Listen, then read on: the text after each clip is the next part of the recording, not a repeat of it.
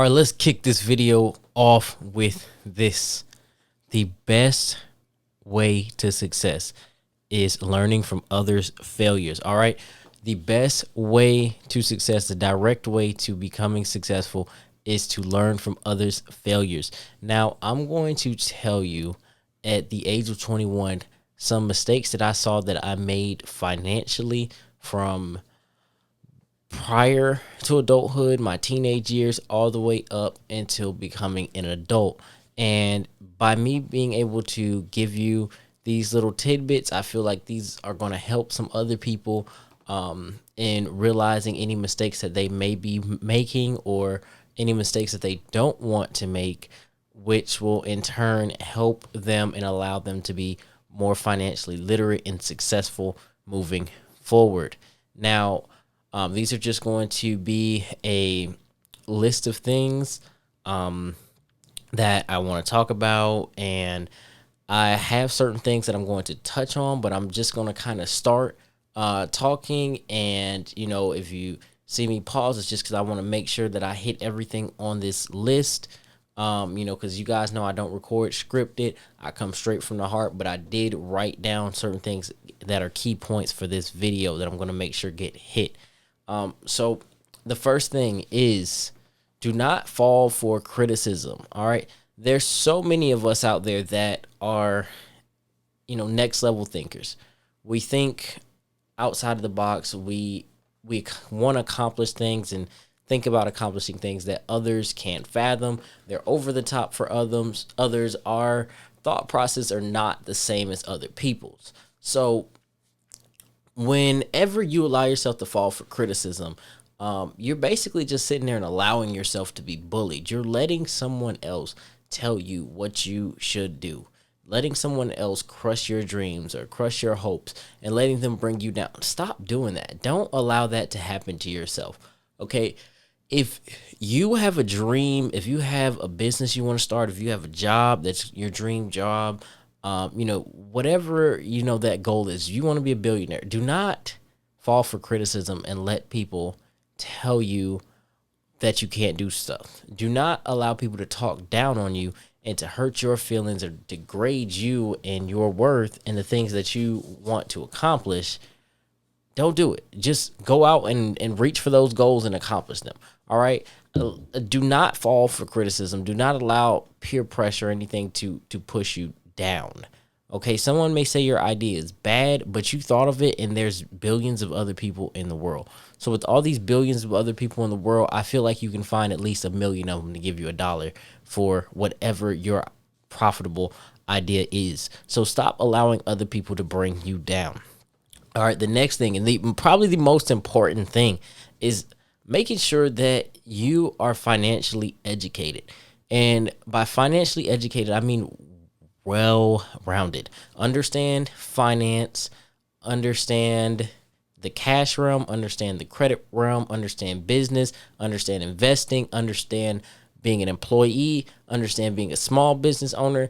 Learn every quadrant, learn every, cover all your bases, learn real estate, learn trucking, learn different markets so that way you're able to see yourself come up and you're able to understand. So if you go into a room and people are talking about real estate investing and you know what brokerage fees are, the commissions that agents make, you can read between the lines and tell whether or not these people are actually talking about facts or if they're inflating things or if they're deflating things, because you are slightly aware of what's going on in their marketing and their percentages. So being able to have that financial education is going to take you farther. It's going to help you in other things like budgeting. All right. One of the biggest things that I can tell you that I missed out on financially was budgeting. I had always heard about budgeting and was always told that you should have a budget and all these things, but I never really had a budget. It was like, okay, I work. These are the things that I want to buy. Okay, can I afford them? Or at least do I think I can afford them? Can I pay for them is more what I should say. Because there's a difference between being able to pay for something and being able to afford it. If that item breaks and you can't buy it again, you can't afford it. You only could pay for it. All right.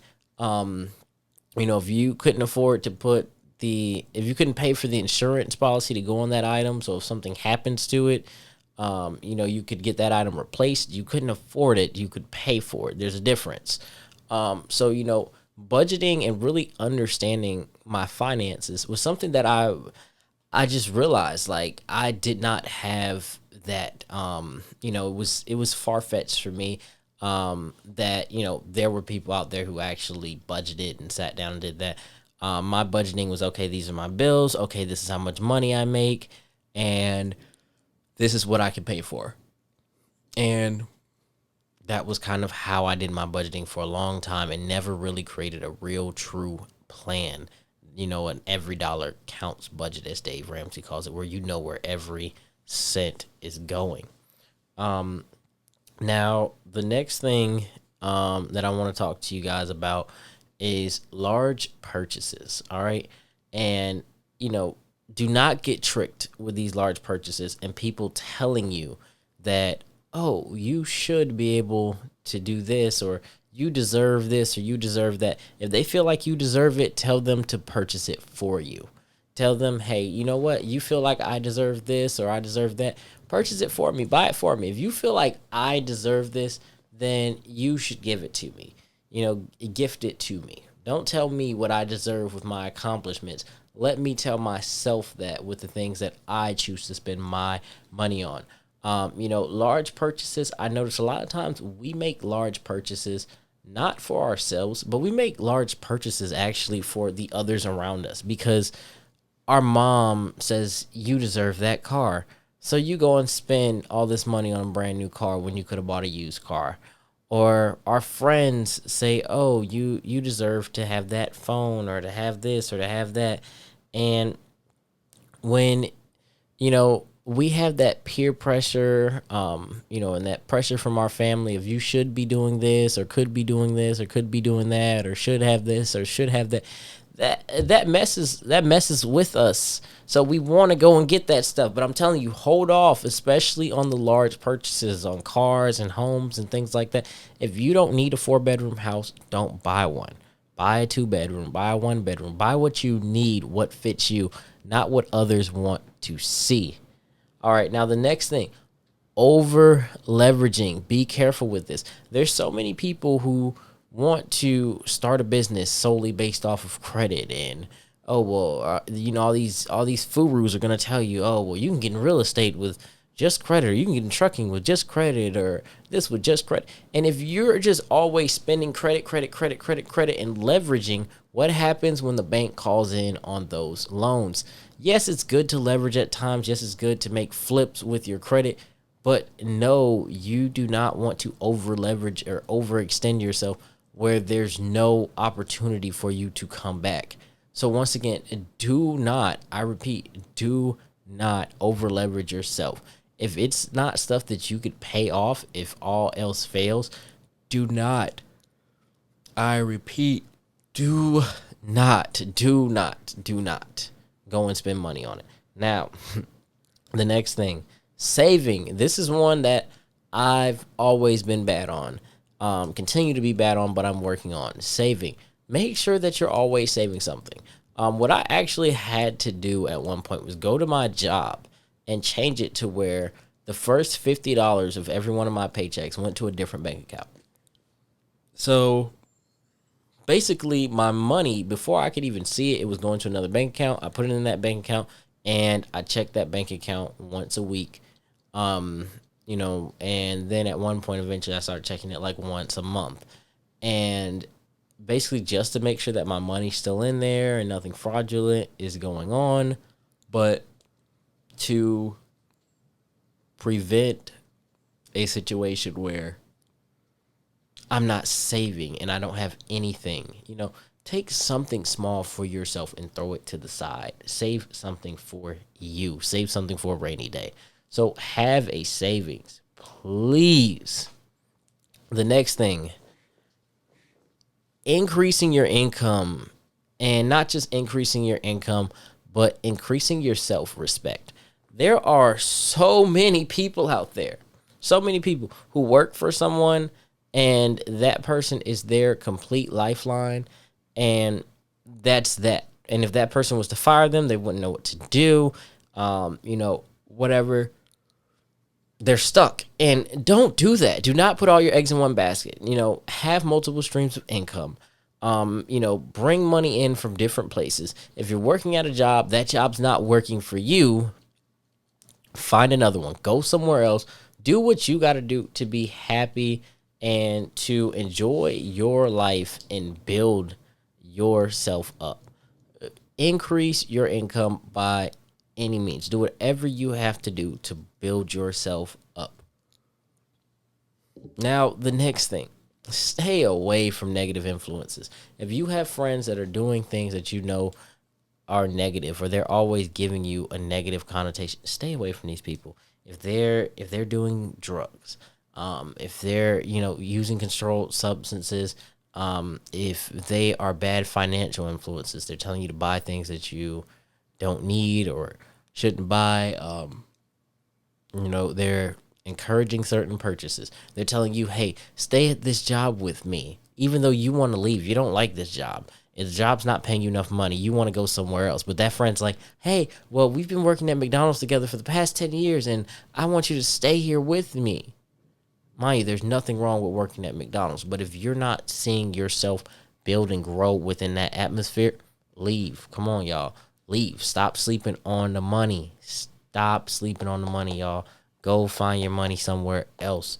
The next thing, your attitude and your vibe. Keep a positive attitude. Keep a positive vibe. A lot of people say this doesn't have anything to do with finance. It definitely does. I see so many people that push money away from themselves. So many people that have lost out on opportunities because they have a bad attitude. Because someone tries to stop them and say, hey, and they're trying to talk to them about a business venture. But why are you trying to talk to me? You look broke. Why are you trying to talk to me? You don't have no money for me. You don't have nothing. You can't do nothing for me. Oh, you do this or you do that. I'm too good. Humble yourself. Humble yourself. That's what you have to learn to do, is humble yourself and listen to people. You would be surprised. There are plenty of people that are in high places that have their own issues. They may have a controlled substance abuse problem. They may have something else wrong with it. But not to say that this person has to be in your everyday inner circle. Not to say that this person is going to lead you down that path to do negative things with them. But to say, hey, I can learn from this person. I can build from this person. I can grow from this person. So let me keep this person around them because they have a positive vibe and a positive attitude, and they're growing with me, or they're encouraging me to step to the next level. They're pushing me to the next level. All right. Next thing. Learn about investing, learn about business, learn where to put your money, whether it's in yourself or in the market. This is such a hard topic to get on with people, because people don't realize that, yes, there are trends. Yes, there are patterns to the market. Yes, you can make money day trading and things like that. However, that doesn't work for everyone, and not everyone's able to read and understand the same way. So learn the market and learn whether or not the market works for you. Not saying you can't be a profitable day trader or profitably sell crypto and make money. But you need money to make money. All right, you need money to make money in investing. And a lot of the times you can make that money faster when you grow your personal brand, grow your business, and build yourself up. So that's what I want you to think about, is building yourself up. Now, the next thing is, remember that convenience cost. All right. Remember convenience costs. And remember, like I said, education is going to be one of your biggest financial downfalls for a lot of people, because they invest in the wrong types of education. All right. I just had a situation. I bought a product from the store. When I bought this product, I didn't realize that it needed a 230 volt circuit that would have to be installed into the breaker box and then pulled off to pull a plug for this item. So I could have called an electrician to come in and do it, and that would have ran me upwards of 300, probably more. Or to do what I did, went on YouTube, watched the video, make sure that I fully understand what I'm doing, and then go and do it myself and save that money. Convenience cost. So remember that anytime you are looking at purchasing something, convenience cost. I can buy a case of uncooked chicken for $20, or I could go and buy one order of chicken from Popeyes and pay $10, which is going to keep me fed for longer. Convenience cost. Sometimes it's cheaper to just do it yourself, and it's going to help you because you may learn new skills, and you can build and grow from those skills and potentially charge other people to use those skills. The next thing, the little things count. Remember that. Every little thing you do counts. And a lot of people don't understand this financially. The financial death trap of the little things count. When you go somewhere and you say, oh, this is only $5. Oh, this is only $3. Oh, this is only $5. Oh, this is only $10. Oh, this is only $20. That stuff adds up. And before you know it, you spent $200, $300 on the little things. Whereas you could have bought one big thing that you wanted. Or you could have saved that money towards buying something big later. Just to remember, the little things count. The little things cost. The little things matter. Just remember that. Next thing. This is going to come hard to a lot of people. Find and get rid of your drug. Now, what does that mean? There's going to be a lot of people who watch this video and they're like, I don't have a drug. I'm not addicted to anything. There's no controlled substance or anything controlling me or controlling my life. Your drug may not be a controlled substance. Your drug may be candy. Your drug may be watching TV, wasting time. Your drug, everybody has something that they do. Whatever you do when you stressed, when you get extremely stressed, like you have some people who are stress eaters. Whatever you do when you're extremely stressed, get rid of it. Cut it out and turn it into something productive. Rearrange your energy. Turn your energy into something positive. Get away from whatever it is. Okay? I personally have not chewed gum in years. I realized that I used to chew gum so much, back to back, chew gum, and I realized it wasn't good for me. So what did I say? Boom, cut it out of my life. Get rid of your drug. All right? The next thing. Eating out. Be careful when you're eating out, because there's a lot of places you go to eat out and they're going to overcharge you. They're going to charge you extra, and it's not even going to be worth it. Right back into convenience costs. Be careful with that.